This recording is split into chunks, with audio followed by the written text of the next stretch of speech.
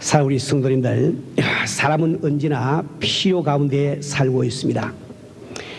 공기나 물과 같은 자연적인 요소들이 필요한 것은 말할 것도 없거니와 우리는 재물도 필요하며 건강도 필요하며 소속감도 필요하며 때로는 사람으로부터의 인정과 존경도 필요하게 됩니다.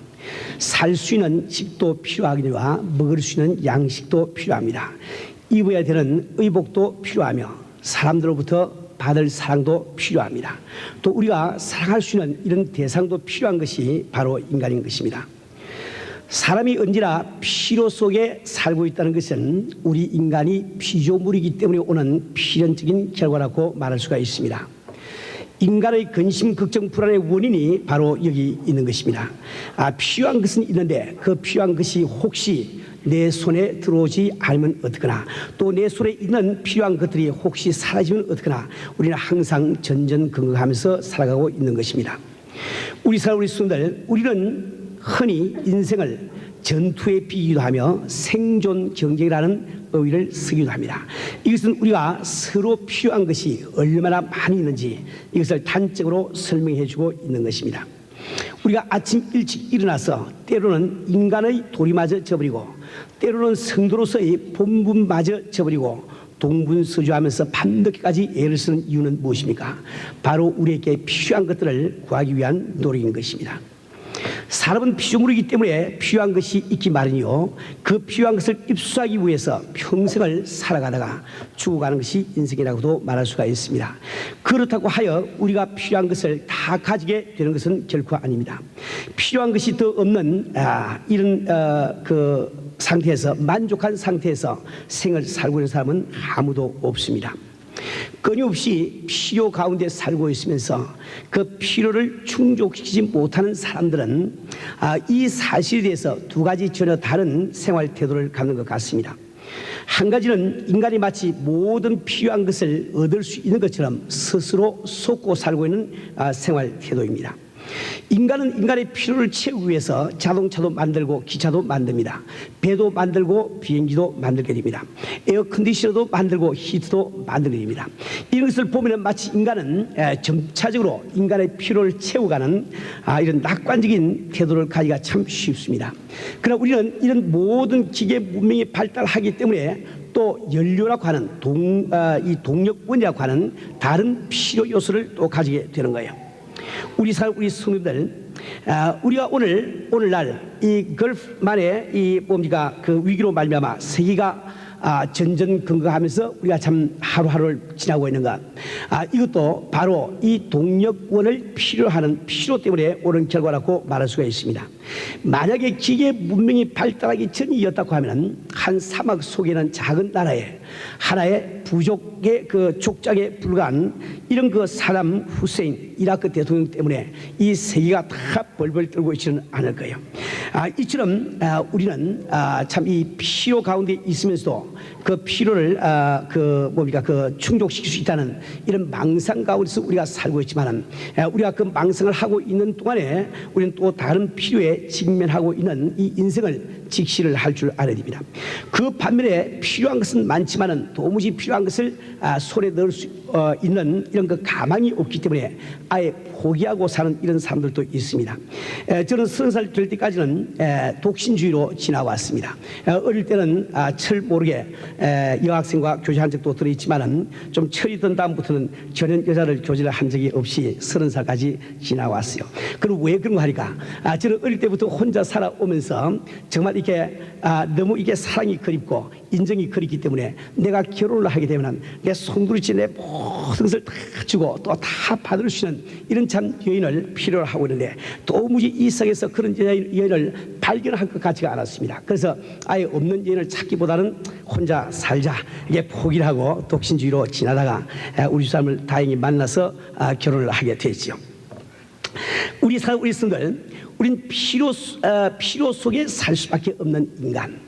그렇기 때문에 이 성경 말씀은 우리 인생을 양에게 비교를 하고 있습니다. 아마 필요한 것은 많지만은 스스로의 힘으로 필요를 채울 수 없는 그 양의 모습을 통해서 우리 인간의 모습을 비유적으로 설명하고 있는 것 같습니다. 그렇다고 해서 우리 인간에게 필요를 모두 채울 수 있는 그런 방법이 전혀 없는 것인가? 그것은 그렇지가 않습니다. 오늘 이 성경 본문 말씀은 필요 가운데 처해 있는 우리 인간이 모든 필요를 충족시킬 수 있는 유일한 방법, 유일한 길을 우리에게 제시를 해주고 있습니다. 너희는 먼저 그의 나라와 그의 의를 구하라. 그리하면 이 모든 것을 너희에게 더하시라. 먼저 오늘 본문 말씀의 후반부를 우리가 살펴보면 그리하면 이 모든 것을 너희에게 더하시라. 누가 더하신다는 겁니까? 하나님이 더해주신다는 거예요. 바로 이 하나님께서 우리의 필요를 충족시켜주는 이런 인생의 삶이 있음을 이 성경은 말씀을 하고 있습니다. 천지를 창조하신 그 완전한 하나님께서 나의 필요를 일일이 관심을 가지시고 충족을 시켜주시면 우리에게 무슨 부족함이 있겠습니까? 우리는 얼마 전에 어떤 목사님이 오셔서 설교를 하시면서 완전한 하나님을 표현하기 위해서 끝내주신 하나님이라, 못 말리는 하나님이라 이렇게 표현한 것을 우리가 들은 적이 있습니다. 정말 완전하신 우리 하나님, 말릴 수 없는 우리 하나님, 못 말리는 우리 하나님, 끝내주신 우리 하나님께서 우리의 필요를 책임지시고 충족시켜 주시면 우리 모든 부족은 다 충족되고 말 거예요. 그럼 우리 이 성경 본문 말씀은 그점 하나님께서 우리의 필요를 충족시키기 위해서, 그러한 그 사람이 되기 위해서 우리가 반드시 가져야 되는 한 가지 조건을 이야기를 하고 있습니다. 그것이 오늘 성경 말씀 본문 말씀 첫 부분에 나와 있죠. 너희는 먼저 그의 나라와 그의 의를 구하라. 우리가 먼저 그의 나라와 그의 의를 구하는 사람이 될 때에 하나님께서 우리의 필요를 충족시켜 준다는 거예요. 우리 사는 우리 순간은 먼저 그의 나라와 그의 의를 구하라. 먼저 그의 나라와 그 의를 구하라. 이 뜻을 여러분들은 어떻게 해석을 하십니까? 이 말씀은 바로 우리 사람들이 이 생을 살아가면서 자기의 필요를 충족시켜 주기 전에 하나님의 필요를 먼저 충족시켜 줄 수 있는 그런 사람이 되는 이 말씀과 똑같은 거예요. 이 성경 말씀은 우리 인간이 스스로의 필요를 충족시키고 애를 쓰지 아니하고 먼저 하나님의 필요를 충족시켜 주기 위해서 애를 쓸 때 하나님께서 바로 우리의 필요를 충족시켜 주심을 말씀을 하고 있는 겁니다. 우리 순들은 우리는 정말 인생을 지혜롭게 살 줄 알아야 됩니다. 지금도 우리는 많은 필요 가운데 허덕이며 살고 있습니다. 어떤 사람은 사업이 부진하여, 어떤 사람은 건강이 좋지 않아서, 또 어떤 사람은 가정 문제 때문에, 혹은 어떤 사람은 인간관계 때문에 고심하면서 살고 있습니다. 우리는 스스로 이런 필요를 충족시켜 보기 위해서 몸부림을 치고 있지만 우리의 노력만으로는 불가능한 인간의 한계를 깨달을 줄 알아야 됩니다. 이것이 바로 지혜 가운데 지혜라고 할 수가 있습니다. 그래서 잠언 3장 5절 말씀에는 너는 마음을 다하여 여호와를 의뢰하고 내 명철을 의지하지 말라고 우리에게 권고를 하고 있는 겁니다. 이 성경 말씀에는 인간이 자기의 필요를 도외시하고 하나님의 필요를 먼저 충족시켜 드리려고 할 때 하나님께서 그 인간의 필요를 어떻게 충족시켜 주시는지 많은 이야기들이 기록이 되어 있습니다. 그 가운데 오늘 저는 몇 가지만 소개를 하기를 원합니다. 우리가 잘 아는 오병이어의 기적을 한번 생각해 보십시다. 이 어린 아이가 지금 떡 5덩이와 물고기 2마리가 남아 있습니다. 이것은 한 사람의 점심 한 끼니밖에 안 된다고 성경학자들은 이야기를 하고 있어요. 이 아이는 집까지 돌아갈 때 밤낮을 길이 되는지, 혹은 하루 길이 되는지, 혹은 이틀 길이 되는지 우리는 알지를 못합니다. 이 아이는 이 먹을 것을 놓쳐버리면 자기 배를 채울 수 있는 길이 도무지 없습니다. 그러나 이 아이는 현명하게도 자기의 필요를 충족시키기 전에 주님의 필요를 먼저 충족시킬 줄 알았습니다. 그래서 그 오병이어를 내어놓았단 말이에요. 그 결과에 어떤 일이 벌어졌습니까? 이제 5,000명을 다 먹이고도 이제 나머지를 12광주를 거두다고 성경 기록을 하고 있습니다. 이 12광주리를 거두신 우리 주님께서 제자들을 명해서 그 12광주리를 어떻게 처리하라고 말씀하셨을까요? 아마 짐작컨대 그 오병이어를 바친 그 아이에게 내가 가져갈 만큼 마음껏 가져가라고 먼저 이야기를 했겠죠. 다시 말하면 한 끼니에 그 나의 필요를, 나를 위해서 필요를 채우지 아니하고 하나님의 필요를 위해서 드린 그 아이에게 아주 며칠을 먹을 수 있는 이런 양식이 공급된 것을 잘 볼 수가 있습니다. 뿐만 아니라 열왕기상 17장에 나오는 사르밧의 과부의 이야기를 생각해 보시길 바랍니다. 우리가 잘 아는 대로 엘리야는 아합의 칼날을 피해서 이제 그리 시내가에 숨어서 살고 있습니다. 끼니마다 까마귀를 통해서 하나님이 공급하시는 떡과 고기를 먹으며 잘 지나고 있습니다. 그런데 이스라엘을 향하신 하나님의 진노 때문에 비가 한 방울도 떨어지질 않습니다. 드디어 이 그리 시내도 물이 말라가기 시작합니다. 그때 우리 하나님께서는 엘리야에게 말씀하시를 내가 이제 시돈 땅에 있는 사르밧으로 가면은 너를 공개할 사람이 있으리라 말씀을 하십니다. 엘리야가 이제 사르밧 땅으로 가서 그 성문 앞에 이르렀을 때 그는 한 과부를 만나게 됩니다. 그 과부는 나무를 줍고 있습니다. 그때 엘리야는 그 과부에게 물과 떡을 요구를 하게 됩니다. 그때 과부가 엘리야에게 답변한 그 답변이 열왕기상 17장 12절에 기록이 되어 있습니다. 당신의 하느님 여호와의 사심을 가리켜 맹세하노니 나는 떡이 없고 다만 통에 가루 한 움큼과 병에 기름 조금뿐이라. 내가 나무가지 두엇을 주시다가 나와 내 아들을 위하여 음식을 만들어 먹고 그 후에는 죽으리라. 다시 말하면 있던 양식이 다 떨어졌습니다. 이제 정말 얼마 안 되는 한 움큼의 가루와 이게 조금의 기름밖에 없습니다. 이것마저 떨어지고 나면은 이 기근이 다 이렇게 기근이 엄습하고 있는 그 땅에서 양식을 도무지 구할 길이 없음을 이 과부는 너무나 잘 알고 있습니다. 정말 그에게는 절대절명의 필요가 바로 이 한 움큼의 가루요, 바로 이 기름입니다. 그런데 엘리야는 말씀하시기를 그렇게 하지 말고 그 가루를 가지고 먼저 떡을 만들어서 나에게 먼저 가져오고 남는 것이 있거든 너는 먹으라고 이야기를 합니다. 정말 우리가 인간의 상식으로 생각하면 참으로 몰인정한 그런 이야기입니다. 그러나 이 과부는 그 말씀에 순종을 했습니다. 다시 말하면 자기의 필요를 채우기 이전에 하나님의 필요를 채우기를 원했단 말이에요. 그 결과에 어떤 일이 일어났다고 성경 기록이 되어 있습니까? 3년 반 동안 그 가뭄 가운데서 그 기근 가운데서 이 과부의 집에 있는 이 가루통에는 가루가 떨어진 적이 없습니다. 그 기름통에는 기름이 떨어진 적이 없단 말이에요. 바로 인간의 필요를 채우기 이전에 하나님의 필요를 먼저 충족시키려고 하는 그 사람을 통해 그 사람을 향해서 하나님께서 어떻게 그 사람의 필요를 충족시켜 주는지 단적으로 말씀을 해주고 있는 거예요. 이 성경에는 오늘 본문 말씀을 뒷받침해 주는 좋은 예가 나와 있습니다. 그것은 이스라엘 백성들이 광야에서 성막을 지을 때의 이야기입니다. 하나님은 성막을 짓 때 백성들이 자원해서 바치는 예물을 통해서 성막을 지키길 원합니다. 백성들은 자원해서 많은 금과 은과 많은 부화를 자원해서 바칩니다. 그리고 그 자원해서 바치는 예물 가운데는 해달의 가죽이 들어있어요. 그 해달의 가죽은 왜 지금 필요한 거니까 성막을 지을 때 그 성막 안에 성수가 있는데 그 성수는 네 겹의 뚜껑으로 되어 있습니다. 그 제일 위에 덮는 그 뚜껑을 해달의 가죽으로 덮으라고 하나님께서 친히 모세에게 계시를 해 주시단 말이에요. 그 해달의 가죽으로 그 성소의 뚜껑을 만들기 위해서 해달의 가죽이 필요한데 그 해달의 가죽을 백성들이 자원해서 드렸단 말이에요. 그런데 그 해달의 가죽이라는 것은 백성에게 왜 필요한 거니까 신발을 만드는 재료로 필요한 거예요. 이제 앞으로 1년을 가야 될지 2년을 가야 될지 10년을 가야 될지 20년을 가야 될지 그 광야길이 얼마나 멀리 남았는지 이 백성들은 도무지 알 수가 없습니다. 아주 가시 등불이 있고 참 이게 죄악돌이 있는 그 광야길을 걸어가고 있는 이스라엘 백성들께 가장 필요한 것이 있다고 하면 바로 그것은 신발일 거예요. 그 신발을 만들 수 있는 재료일 거란 말이에요. 그런데 그 이스라엘 백성들은 자기의 필요를 충족시키지 아니하고 하나님의 필요를 충족시키기 위해서 그 귀한 해달의 가죽을 하나님 앞에 자원해서 다 바쳐버리고 말았습니다. 그때 이 성경에는 놀라운 결과가 기록이 되어 있습니다. 이 성경 말씀에 보면은 이 40년 동안에 내 의복이 헤어지지 아니하였고 내 발이 부러지지 아니하였느니라. 지금 이 말씀은 모세가 광야 생활을 다 끝내고 난 다음에 이제 마지막으로 백성들을 향해서 부탁하는 그 말씀 가운데 나와 있습니다. 신명기 8장 4절 말씀이죠. 다시 말하면 이 사람들이 이스라엘 백성들이 인간의 필요를 충족시키기 전에 하나님의 필요를 충족시키기 위해서 자원해서 그 해달의 가죽을 참 이렇게 다 드렸더니 하나님께서 인간의 필요를 충족시켜서 40년 동안 의복이 헤어지지 않고 발이 부러뜨지를 않았단 말이에요. 계속해서 신명기 25장 5절 말씀에는 다음과 같이 기록이 되어 있습니다. 주께서 40년 동안 너희를 인도하여 광야를 통행케 하였거니와 너의 몸에 옷이 낙지 아니하였고 너의 발에 신이 헤어지지 아니하였으며.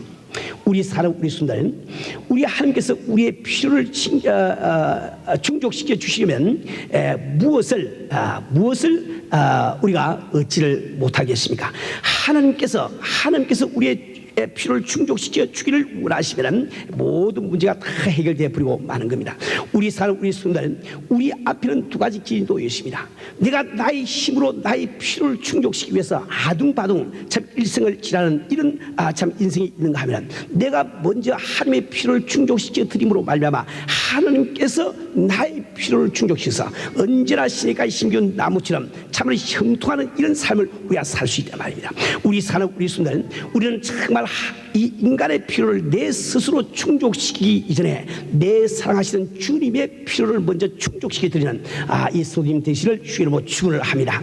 우리 사는 우리 성도들, 우리는 이 현실 속에서, 오늘날 우리가 살고 있는 이 현실 속에서 먼 곳에서 그런 증거를 찾을 필요가 없습니다. 바로 여러분이 섬기는 이 교회를 통해서 하나님의 말씀이 어떻게 이루어지고 있는지 우리 잘 알고 있죠.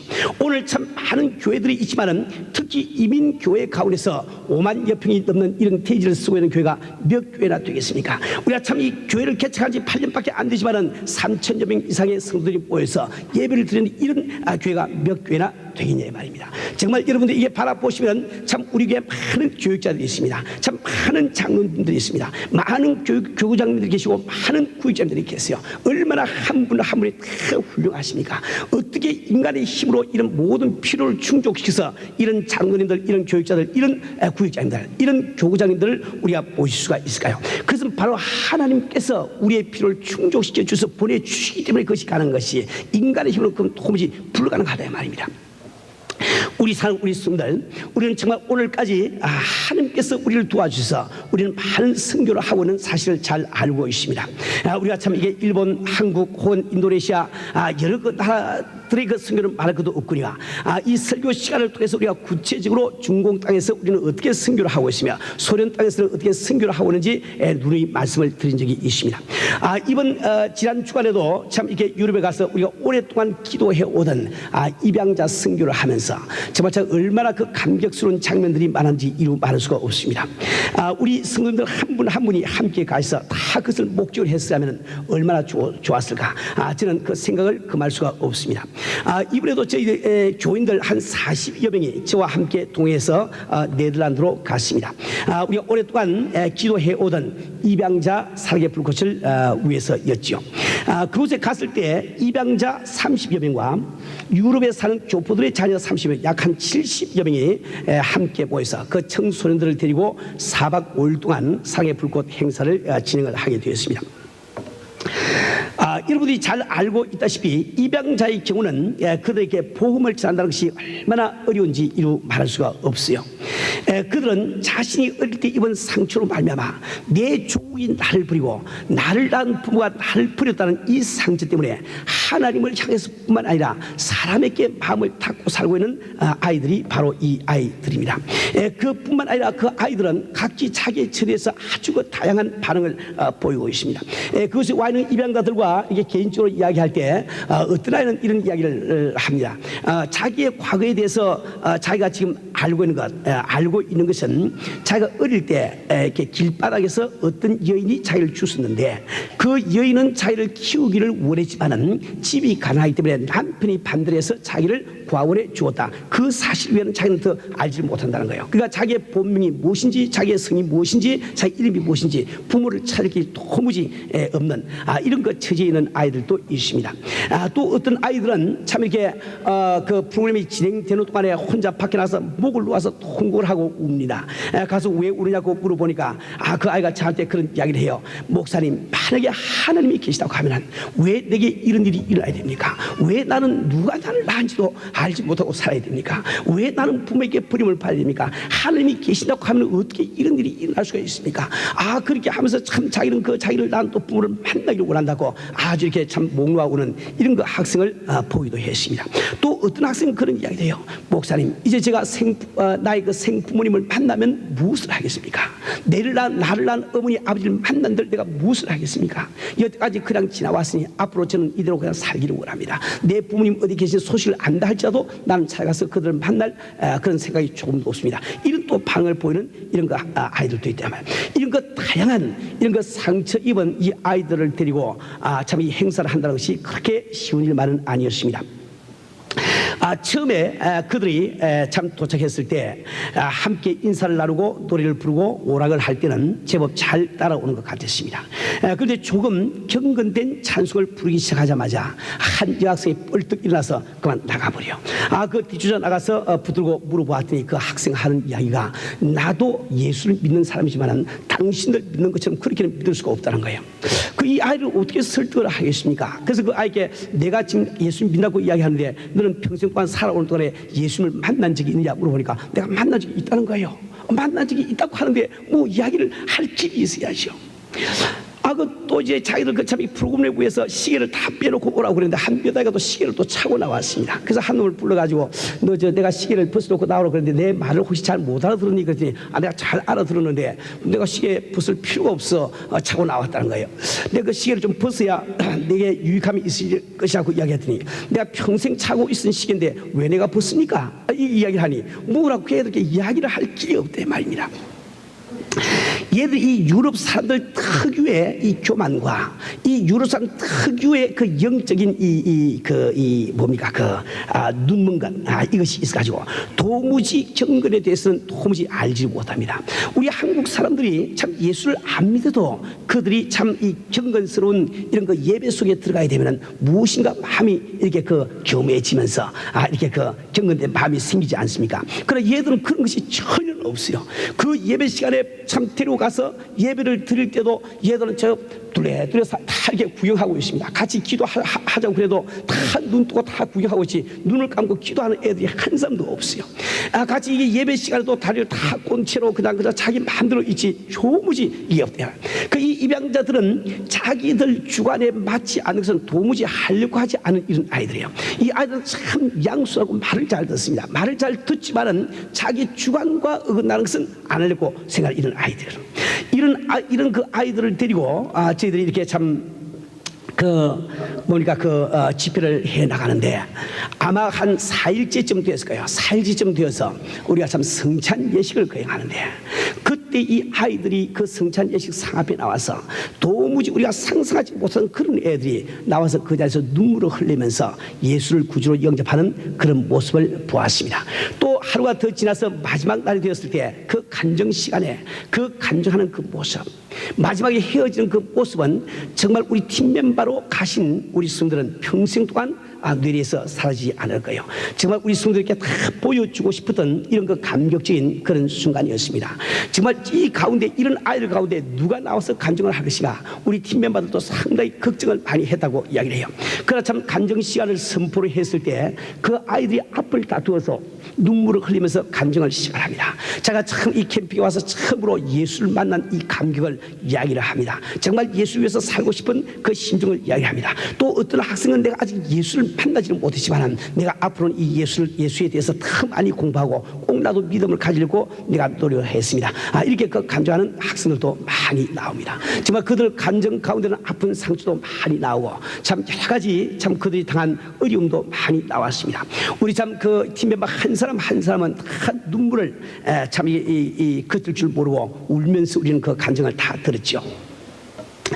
우리는 아마 이 간증을 듣는 가운데 한 그 여학생의 모습을 아마 팀 멤버로 간 분들이면은 평생 동안 아마 잊지를 못할 거예요. 이 아이는 산드린드라고 하는 벨기움에서 온 22살 난 처녀였습니다. 이 아이는 불어밖에 모르기 때문에 제가 영어로 하는 설교를 저는 알아듣지 못하죠. 전혀 팀 멤버들과 이렇게 대화를 하려고 그러지 않습니다. 언제나 흥을 바라보면서 혼자서 말을 하지 않고 이렇게 참 이렇게 침묵을 지키면서 조용하게 지나고 있는 이런 아이입니다. 상당히 멋있고 참 이렇게 잘생긴 아이인데도 전혀 자기 캔디데이 입양자들끼리도 서로 이야기를 잘 안 하고 혼자서 이렇게 먼 산을 바라보면서 지나고 있어요. 저 아이에게 무슨 깊은 상처가 있겠거니 이렇게 짐작만 하고 있었는데, 그 간증 시간이 됐을 때 이 아이가 그 불을 통역해 줄 수 있는 다른 아이를 데리고 일어서 나오기를 시작합니다. 우리 모든 팀 멤버들 다 깜짝 놀랐죠. 그 아이는 나와서 역시 차가운 표정으로 입을 열고 조용히 자기의 간증을 시작을 합니다. 그의 간증을 간추려서 잠시 소개를 드리면 아마 다음과 같은 간증이 되겠습니다. 저는 어릴 때 벨기움으로 입양이 되어서 왔습니다. 내가 입양되어 온 경우는 다른 아이들처럼 그렇게 행복한 다행스러운 이런 그 경우는 아닌 것 같습니다. 나의 양부모님은 아이들이 귀엽기 때문에 입양을 해온 것이 아니고 가정에는 아이들이 있어야 된다는 그 하나의 그 가족의 그 구성을 맞추기 위해서 나를 입양해 온 것 같습니다. 그래서 나는 어릴 때부터 한 번도 우리 부모님께서 사랑을 느껴보지도 못했고 나도 그들을 사랑해 본 적이 없습니다. 그뿐만 아니라 나는 항상 감시 속에서 자라는 이런 기분을 느끼면서 오늘까지 살아왔습니다. 우리 집에는 우리 양부모에게서 태어난 오빠가 있는데 나는 어릴 때부터 이 오빠에게 밤마다 수없이 많이 강간을 당했습니다. 나는 강간을 당하면서 여기서 호소할 길도 없고 호소할 방법도 알지 못했습니다. 그러면서 그 아이가 처음으로 얼굴을 숙이고 눈물을 보이기를 시작합니다. 그는 이어서 말하기를 나는 대학에 들어갈 때 철학을 전공하기로 결심했습니다. 나는 인생이 과연 무엇인지, 내가 과연 누군지, 나는 어디서 와서 어디로 가는지 좀 알기를 원했습니다. 그러나 철학을 공부하고 난 다음에도 철학 가운데는 도무지 해답이 없는 것을 내가 발견했습니다. 내 마음에는 아무런 위안도 주지를 못했습니다. 그런데 이번에 이 사랑의 불꽃이라는 이곳에 와서 저는 내 마음속에 큰 변화를 지금 경험을 하고 있습니다. 나는 지금 내가 예수를 완전히 영접했다고 내가 이렇게 단언해서 말을 할 수 없지만은 내 이 속에서 무엇인가 지금 변화되고 있는 것은 여러분께 말씀을 드릴 수가 있습니다. 나는 오늘까지 죽음만을 생각을 하면서 살아왔는데 이제 내 마음속에는 삶에 대한 뜨거운 애착이 일어나고 있습니다. 나는 평생 살아오면서 친부모 밑에서 자라난 아이들이 어떤 마음을 가지고 자랄까 항상 그것을 궁금하게 여기는데 바로 이곳에 와서 여러분의 사랑과 기도 가운데 지나면서 나는 바로 친부모 밑에서 자라고 있는 그 아이들의 감정이 어떤지 내가 경험을 한 것 같습니다. 그는 참으로 우리에게 그 감사하던 그 말을 하면서 더 말을 잊지 못하고 눈물을 울음을 터뜨리고 맙니다. 정말 내 품에 안겨서 한없이 울고 있는 그 참 아이의 모습을 아마 평생 동안 저는 잊지 못할 것 같습니다. 참 그 울음은 아마 이 산들이라는 이 아이가 철이 나고 난 다음에 처음 울어보는 이런 울음인지도 모르겠습니다. 아마 그 마음의 깊은 상처가 참 치료받고 또 참 주님을 영접하는 그런 순간이었는지도 모르겠어요. 많은 학생들이 참 이런 아름다운 그 감정을 하면서 우리는 감격스러운 이런 그 순간을 많이 경험을 했습니다. 암스테르담 근처에 살고 있는 우리 입양자들은 주일마다 이제 김민섭 목사님 댁에 모여서 주일 예배를 드리기로 작정하고 입양자 교회도 세웠습니다. 또 브라셀에서 온 우리 입양자들은 이해숙 선교사님 댁에서 모여서 함께 예배를 보기로 작정을 하고 그들이 기쁨으로 돌아가는 것을 보았습니다. 그들은 정기적으로 모여서 한국말 공부를 하고 또 성경 공부하기로 약속을 하고 내년도 이상의 불꽃에는 모든 사람들이 전원이 다 팀 멤버로 참석을 했다고 약속도 해 주었습니다. 우리 팀 멤버들이 지금 돌아온 지가 얼마 안 되는데 벌써 팀 멤버들에게 그 입양자들께서 편지가 오고 있습니다. 어제 그저께 이 그 캔디 가운데 이 노르베르트 루라고 하는 네덜란드 이 남학생에게서 편지가 온 것이 있어요. 그 편지 가운데 보면은 이런 사연이 중간에 나옵니다. 지난 4박 5일간의 사랑의 불꽃은 전혀 예상치 못한 일이었습니다. 주님을 발견하고 만난 기쁨이 지금도 나의 마음속에 뜨겁게 자리 잡고 있습니다. 아직도 구름 위에 떠 있는 기분을 어떻게 할 수가 없습니다. 나는 오늘까지 한 번도 나의 양부모를 고맙게 여겨보지도 않았고 어떤 사랑도 느끼지 못했습니다. 그러나 이제는 달라졌습니다. 나는 마음으로부터 그들에게 감사하게 되었고 진심으로 양부모님을 사랑해 되었습니다. 이 모든 것이 팀멤버 여러분의 뜨거운 기도와 사랑의 결과인 줄 알고 감사합니다. 이런 구절도 나와 있습니다. 우리 사는 우리 순간 어떻게 우리는 이 모든 일을 다 하고 있을까요?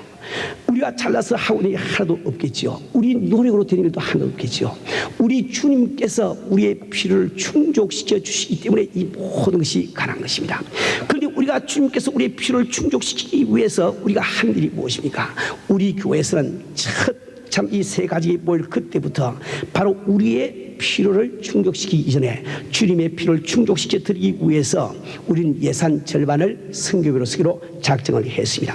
우리가 교회 참 우리가 개척할 그 당시에 그 개척 멤버 가운데서는 저에게 그런 말씀하신 분들도 많이 계세요. 목사님, 이제 우리가 참 교회를 개척하니 우리 교회는 피아노도 필요하고 organ도 필요할 것입니다. 이제 교인들이 모이면 냉면 그릇도 필요하고 무슨 이렇게 이 국밥 그릇도 필요한데 이것을 다 우리가 장만하고 난 다음에 그 다음에 우리가 선교를 해야 되지 않겠습니까? 이렇게 말씀하신 분도 그때 계시다 말입니다. 그러나 이 성경 말씀을 통해서 바로 우리가 하나님의 필요를 먼저 충족시켜 드리는 그것이 바로 우리의 필요를 충족시키는 그 길임을 내가 알고 있었기 때문에 그때 과감하게 우리 교회는 예산 절반 이상을 선교로 써야지, 그렇지 않다고 하면 나는 목회를 못하겠다고 아주 딱 잡아떼어서 이야기를 했습니다. 그래서 우리 교회는 그때부터 정말 인간의 필요를 생각하기 전에 우리 주님의 필요를 먼저 생각하는 이런 교회가 되어왔다 말입니다. 지금 우리 참 교육자들에게도 심히 감사하게 느끼는 것은 아마 지금부터 한 3, 4년 전이라고 제가 기억합니다만은 그 당시 우리 교회 교육자님들이 한 40여 명 이렇게 일을 하고 있었습니다. 우리 이 교회가 정말 하나님의 필요를 먼저 충족시켜서 선교를 해야 되겠는데 그렇게 우리가 꼭 그렇게 하기 위해서는 주일날 여러분이 헌금을 하고 나면은 헌금을 개수하는 그 순간에 반을 잘라서 선교비로 써버려야지. 안 그러면 교회라는 곳은 다 돈이 언제나 필요한 곳이니까 그 돈을 남겨두면은 이 교회 경상비로 돈을 써버린다 말이에요. 써버리고 나면 그걸 갚을 길이 없습니다. 그러니까 우리가 절반 이상을 우리가 참 이렇게 선교를 해야 되겠는데 그 일을 실제로 옮길 길이 없다 말입니다. 그래서 저는 그 당시에 우리 교육자들에게 그런 말씀을 드린 적이 있어요. 우리 교육자 여러분들, 우리가 정말 주 앞에 부름을 받고 헌신한 목적이 무엇입니까? 우리는 바로 은혜교회를 섬기면서 우리 은혜교회 교인들이 주님의 나라 가서 큰 상급 받는 사람 되기 위해서 우리는 그것을 위해서 우리가 부름을 받지 않았습니까? 그것을 위해서는 우리 교회가 선교를 해야 되는데, 그래서 우리는 주님 앞에 약속하기를 이 교회 예산을 절반 이상을 선교비로 쓰기로 작정을 했는데 이 교회 자꾸 경상비 때문에 이 주일날 돈을 딱 잘라서 선교비로 지출을 하라고 그런데도 장로님들이 이걸 못 하신다 말이야. 그 왜 그런 말이야? 장로님들 입장에서는 우리 교육자들에게 월급을 드려야 되니까 만약에 돈이 나중에 모자라서 목사님 월급을 못 드리면 어떡하고 우리 전사님 월급을 못 드리면 어떡하고 자꾸 걱정을 하시니까 과감하게 이걸 못 한다 말이야. 못하기 때문에 우리 장로님들로 하여금 안심하고 그 일을 하기 위해서는 우리 교육자들이 결단이 필요합니다. 우리가 이왕에 우리 성도님들이 주님 앞에 가서 상급 받게 하기 위해서 우리가 목회를 한다고 하면 우리가 오늘 우리가 가기로 해서 만약에 주일날 절반을 잘라서 선교비로 내보내고 돈이 없어 우리가 월급을 못 받을 때는 우리가 월급을 안 받고 일을 하겠습니다. 우리가 결의를 해서 장로들에게 우리 알려드립시다. 그래야만 우리 장로들이 안심하시고 이 선교의 사명을 감당할 줄 압니다. 그때 저는 우리 교육자들에게 그렇게 제가 호소를 했습니다. 만약에 우리가 세 끼니 밥을 먹고 우리가 참 목회를 지금 하고 있는데 우리 성도들을 상받게 하기 위해서 두 끼니를 먹어야 되면 두 끼를 먹고 일을 합시다. 만약 우리가 두 끼니를 먹으면서 일하고 있는 우리 참 교육자가 계신데 한 끼니만 먹어야 된다고 하면 우리 한 끼니만 먹으면서 우리 일을 합시다. 지금 한 끼니밖에 못 먹는 우리 교육자들이 있는데 만약에 월급을 적게 받아서 라면밖에 못 먹으면 라면이라도 먹으면서 우리가 일을 합시다. 그럼 만약에 라면도 못 먹게 되면 그 라면만은 내가 책임지고 어디서 구해도 내 구해와서 줄 테니 우리가 같이 오늘 결단을 내립시다. 이렇게 얘기할 때 우리 교육자 가운데 한 분도 남김없이 전부 다가 아주 만장일치로 가기로 했습니다. 그래서 우리가 참 그때 우리 장로님들에게 우리가 월급을 교회 수입이 없으면 우리 월급을 안 받고 적게 받고 우리가 일하게 했으니 안심하시고 절반을 탁 해서 선교로 쓰세요. 이렇게 이야기를 한 적이 있거든. 그 결과로 지금 현재 우리 교육자님들이 한 달 월급을 완전히 못 받고 있어요. 못 받고 있지만 우리가 그 한 결단이 있고 우리가 한 결의가 있기 때문에 한 사람도 불평불만 없이 열심히 일하고 있는 것을 여러분도 잘 알고 있습니다. 우리가 정말 주님의 필요를 충족시켜 드리기 위해서 우리가 참 피눈물 나는 이런 노력을 할 때 주님께서 우리의 필요를 아시고 그분께서 필요를 채워주시니까 우리 이 모든 일을 하고 있는 것 아닙니까? 바로 이 하나님의 말씀, 너희는 먼저 그 나라와 그 일을 구하라. 그러면 이 무엇을 되시랴? 약속하신 그 말씀의 증거를 바로 우리 교회에서 찾지 않고 어디서 또 찾기냐 말이요. 여러분의 지금 호흡하고 있는 생활하고 있는 이 가운데서 여러분은 바로 하나님께서 신실하시게 자기 약속을 지키고 계심을 여러분 잘 알고 있지 않습니까? 우리 사는 우리 순간 우리는 정말 위대한 삶을 살 수가 있어요. 우리 중에서 우리의 책임을 져주시고 우리의 모든 필요를 충족시켜 주시는 이런 삶을 살 수가 있습니다. 오직 우리가 먼저 내 자신의 필요를 충족시키려고 하는 헛된 생각을 버리고 주님의 필요를 먼저 충족시켜 주려고 하는 이런 삶을 산다면 우리 주님께서 반드시 우리의 필요를 충족시키는 놀라운 삶을 살 수가 있는 거예요. 우리 사는 우리 순간 우리가 하나님의 필요를 충족시키게 드린다고 할 때 두 가지를 꼭 기억하세요. 우리가 먼저 하나님의 필요를 충족시킨다. 이 먼저라는 이 말 가운데는 두 가지 뜻이 있습니다. 첫 번째 한 가지는 무엇보다도 더 중요하게 정도를 나타내는 이 뜻이 있단 말이에요. 또 한 가지는 무엇보다도 앞서서 이 시간적인 뜻이 있는 거예요.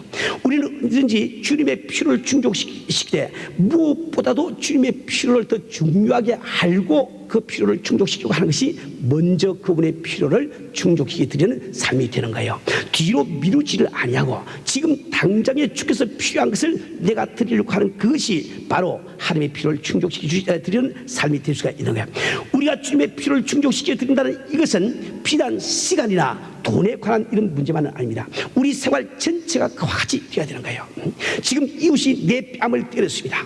뺨을 때렸으면 맞은 나의 필요는 그를 도로 때려주는 것이지만 주님의 필요를 먼저 충족시켜 주기를 원하는 그 사람은 왼뺨을 돌려댈 수가 있단 말입니다. 나를 욕하는 그 사람에게 나도 함께 용을 해주고 싶은 것은 인간의 필요지만 하나님의 필요를 먼저 생각하는 그 사람은 내 이웃이 7번씩 7번을 잘못해도 용서해 주라는 그 말씀을 알기 때문에 그에게 너그럽게 용서할 수 있는 이 마음이 생길 수가 있는 거예요.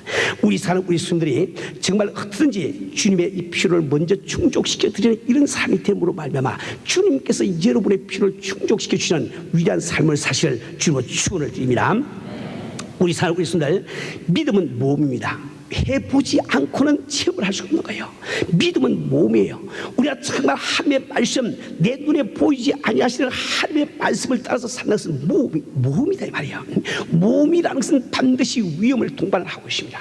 위험을 동반을 하고 있기 때문에 사람들은 해보기를 원하지 않는다 말이에요. 그래서 평생 동안 예수를 믿으면서도 이 말씀을 체험을 해보지는 못해.